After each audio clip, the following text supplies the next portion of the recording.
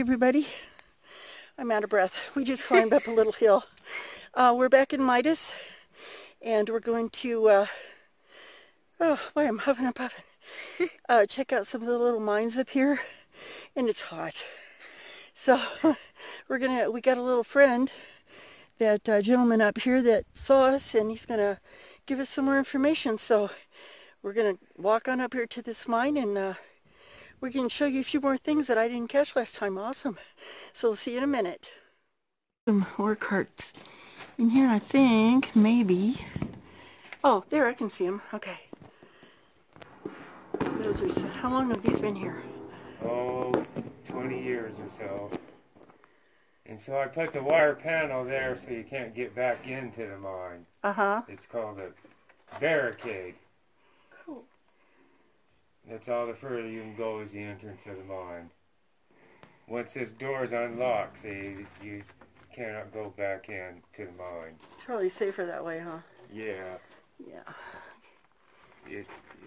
There's the mining laws. You can't go in under unsupported ground. Oh, it's true. So you have to have the barricade in place, see, to keep people out of it. Do you mind if I introduce you? They call me Miner Mike.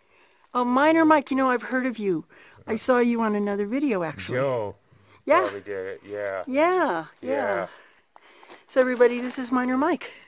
But we'll go check out the other mine. Okay, awesome. Joe had that on his YouTube site too. I remember he did. Okay. Hang with this, guys. Met Miner Mike, and he's kind of a legend around here. Where did we come up, Sid? Don't want to get lost here. But he's going to take us for a little mine tour, which should be really awesome. I hope there's lights in there, because guess who forgot a flashlight? So we'll see what we can see. And so bear with us. We're going to hang out with Miner Mike for a little bit up in Midas, Nevada. And he's a pretty cool guy, so we'll see you in just a minute. Had these claims called the Bromberg Group, and they had 5 little diggings here looking for the silver gold ore. Here's one of the little ones they had.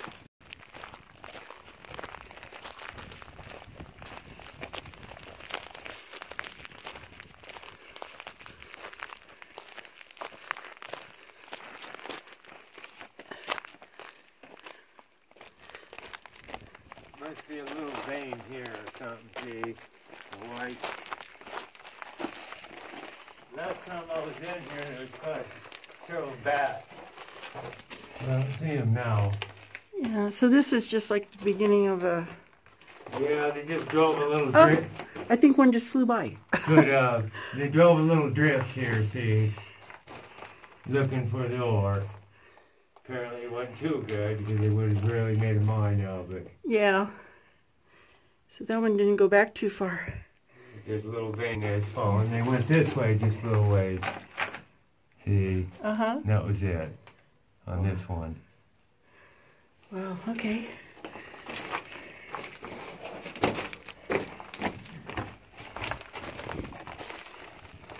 And this was by the Brombergs. Okay, it's hard to get down.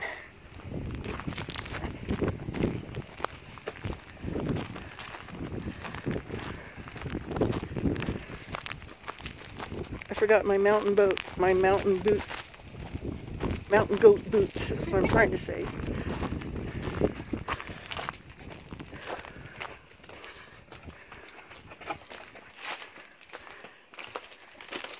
Careful here, Sid.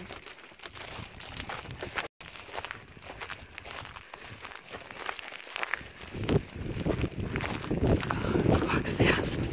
Now this little mine's going to be fixed up similar to like the mine that you went through, the first one that you went through with the railroad tracks and the timber sets. Uh-huh. See, I'm in the process of working on this. The wind came down the canyon about 70 miles an hour and blew in that hole up on top and blew the big old door off that they had. Oh, wow. So this winter I started reworking this old mine. And we're going to make a refuge chamber out of it. Oh, for that's the fire nice. season. So That's if perfect. the fire comes up the canyon, you have somewhere to get out of, away from the fire. That is awesome. So there'll be a double door here with a purging chamber, and if anybody in town comes and wants to get in the refuge chamber, they can come in here and put air in the chamber and blow out any carbon monoxide, and then they can enter into the refuge chamber. That is fantastic. There's a little vein here, see, that there was fall on. Whatever it is, I don't know. I'm retired. I'm not interested anymore. I got my little rat trap. So wait 1 second here. Sure. Just stand there. Okay.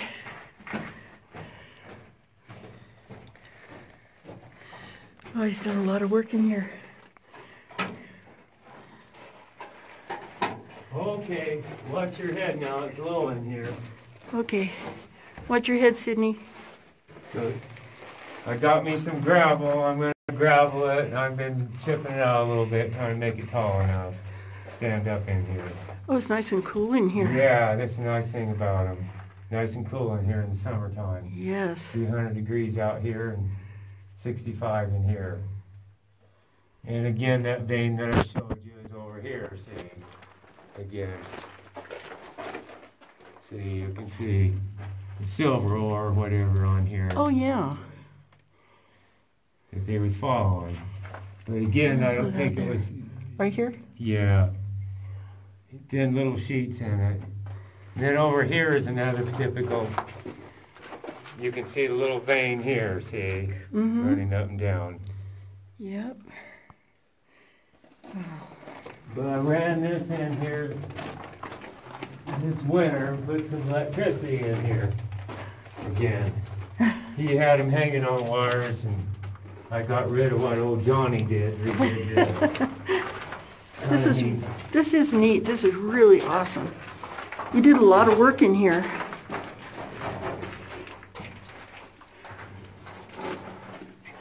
Okay. I'll show you the end. It's not very far. Okay, should we just go ahead and come on? Yeah, come on this way. It might be a little dark here for you. Whoops. Okay. Alrighty. Now I'm going to go a little bit further. We're almost to the end. Okay. Now something like that. It's eventually going to have lighting all the way. Yeah. And put some Christmas lights up in this part. Cool. The white ones. Okay. So there's the end of the tunnel. They have a little vein that they're following, see? A real small little one. Looks like a little one was going that way too. Uh-huh. But again, like I say, if it was rich, they would really had a big mine here. Yeah. Great big holes in the ground. Do you know what grade any of this was? No, I'm not certain what it even was. But that's the end of the tunnel. Okay. Then we'll let you go first. You go ahead, I'll shine the light ahead, yeah. Okay, no, okay, this way. You okay, Sid? Yeah. The way out. This is so cool.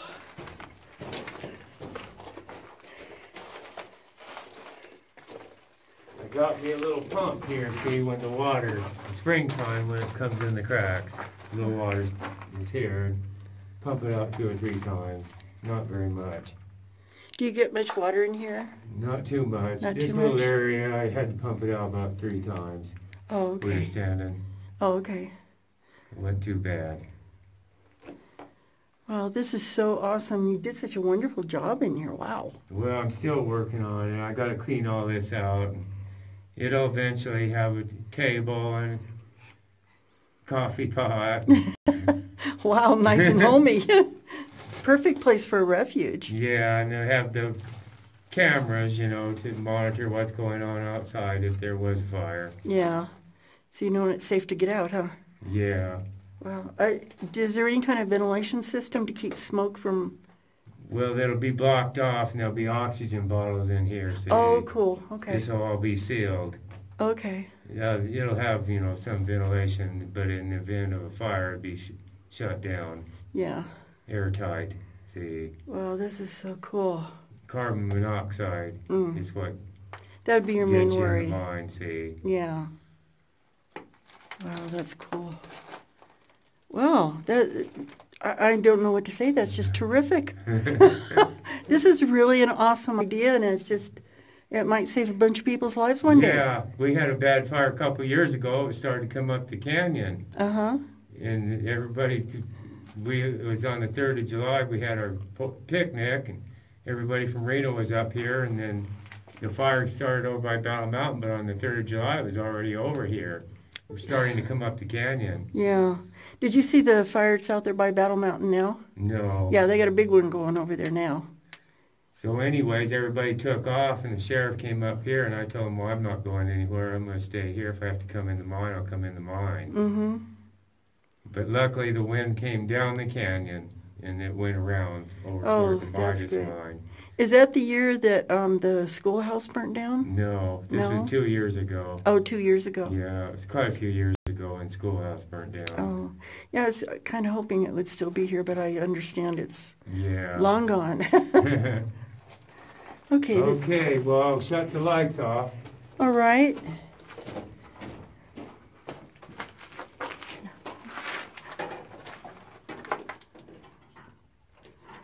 Wow.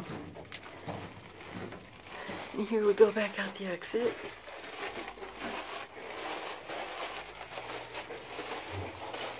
And this is the Broomberg mine. Wow, this is so cool.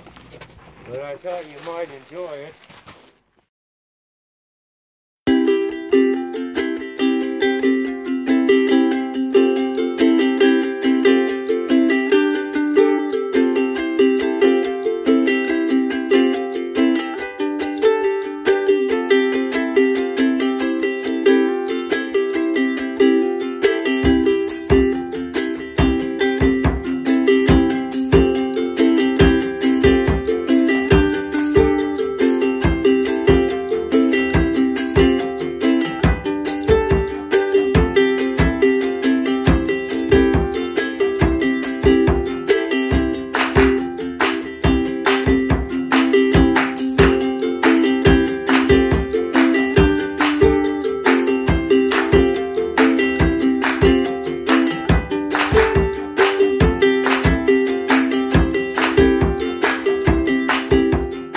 Guys,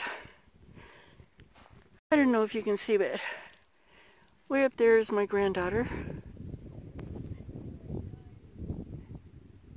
She's waiting for me up on the hill. She's standing on a really poorly made dirt road. I walked down that hill through the gate to the Midas Cemetery. Isn't that a beautiful background back there? It's gorgeous. Let me see if I can make it a little bigger. Isn't that pretty? I love the desert. Anyway, we've probably walked 3 miles to get to this point because my truck wouldn't make it on that really rutted, icky road. So let's go in and see what kind of headstones we can find. Supposedly there's a lot of them in here, but as you can see, probably most of the headstones are gone, but they did fence the cemetery off. Goes down the hill there. Down there. And they did fence it off with this nice fencing. There's something right up here, so let's go up and take a look at this. I'll be with you in just a moment. Someone is buried here with this ornate ironwork. And the fence is intact. But as you can see, there is no marking of any sort inside, so there's no way of telling who this was. Okay, now back down the hill, and we'll go in the cemetery. I'll tell you, look at this, climbing all over these hills.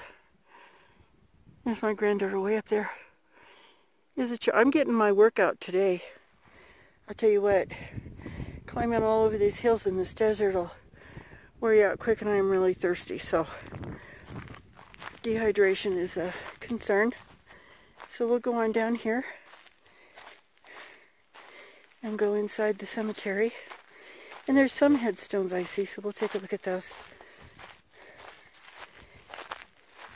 And my granddaughter's from California, and she's not used to this kind of hot. So she wasn't feeling well, so I told her to stay up there and rest. See if I can find anything in here. There's like a lot of burials in here. But as you can see, they've outlined the cemetery to where they know it's here, but there really isn't anything. I'll walk through the grass here, up here to the ones that I can find, but there are no markers anymore. Most likely because they were wooden markers, and this cemetery is a few hundred years old. I just can't get over that view out there. That is just lovely. Just gorgeous. Just beautiful. And so the only markers that I can see that are visible out, I got stickers in my shoe.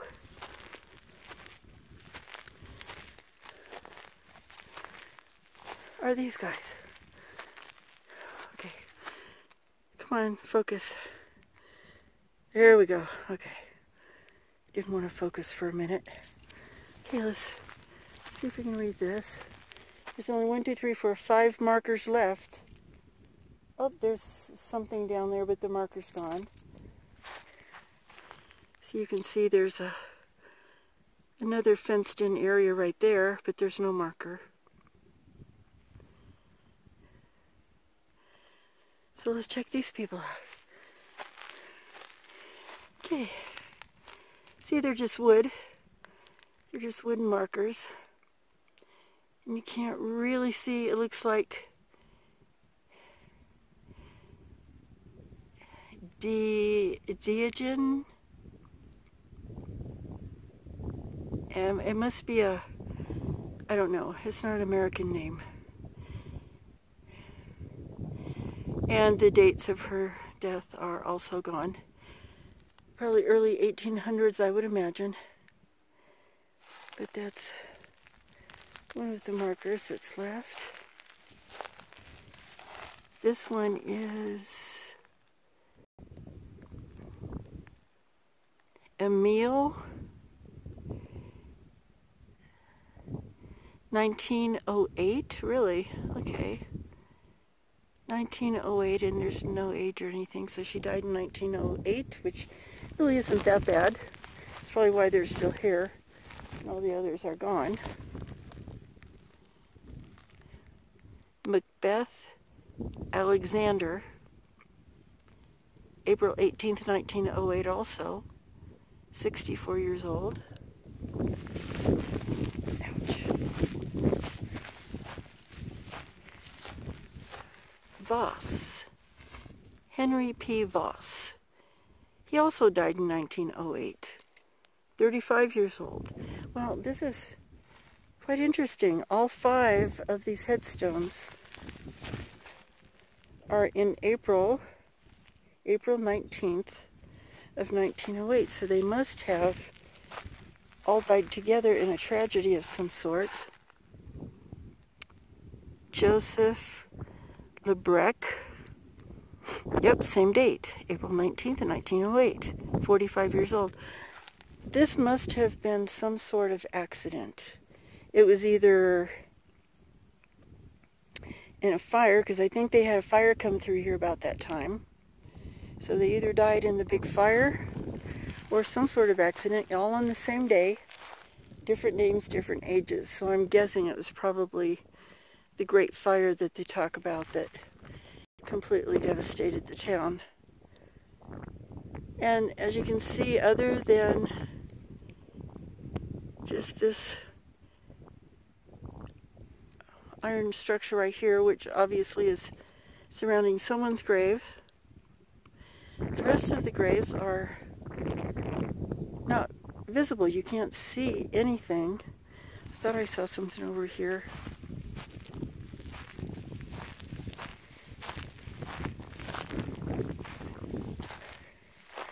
And you see this dry grass? Oh my gosh.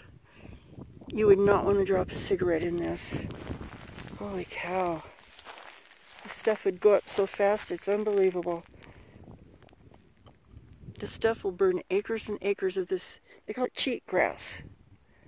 And what I thought was here is not here, so I think that's all there is to see here, folks. It's just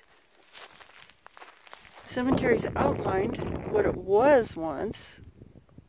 Oh, there's one marker way down there. So let's go have a look and see since we're here. Hold on. Other ornate. Actually, I thought it was metal, but it's actually wood.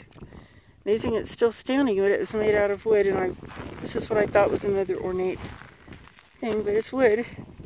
Here's the headstone, evidently. Can't read it. Oh, there's no way I can read that. It's just, the wood's just too gone. But that headstone belongs to this. Okay, here's the other one down here that I was going to walk to.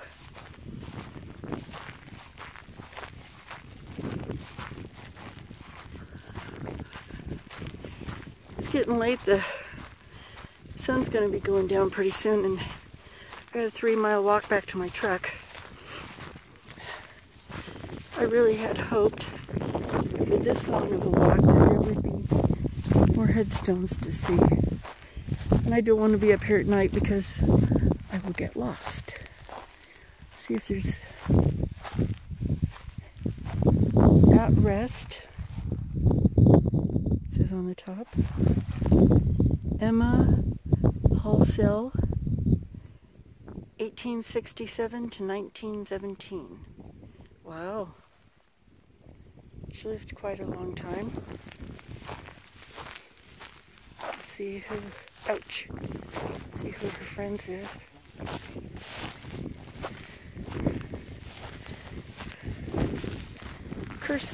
Our son, Gardner G. Bliss, 1905 to 1915, so he was 10 years old. Oh, sorry, baby. And then you have some stones here, but there's no marking on them. And there's a couple more over here.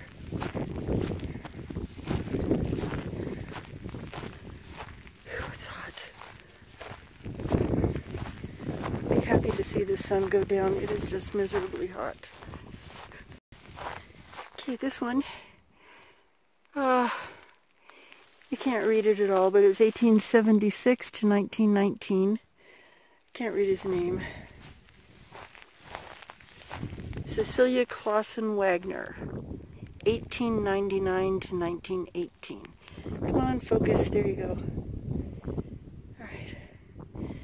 My phone keeps blurring the stupid thing. I think it's because it hones in on the cheat grass, and then when you move it, it takes a minute to focus back. There, see, did it again. Okay. Come on, cut it out. Look at this. Stupid phone. And it might be too hot, too. My phone is hot. Because I've had it out all day filming with it. So, oh, wait, there's 2 more. Okay. I might as well get them before I start that truck back. Oscar Burke. Oh, he's in the U.S. Air Force, World War II. January 1918. Oh, till 2013. He was 95 years old. He lived 95 years and he only moved 1 mile. He must have lived in the town of Midas. That's so awesome.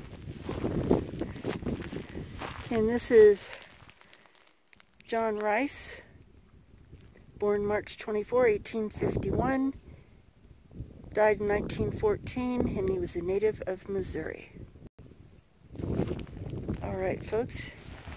You know, I think the sun is starting to go down, and we have to walk 3 miles back to the truck. No joking. It's very... stepped in a hole.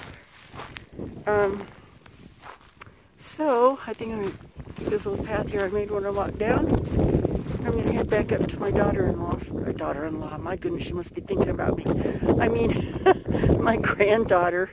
She's standing up on the road and she's lost sight of me. She's probably freaking out. So, all right, guys, I'll see you in a few minutes.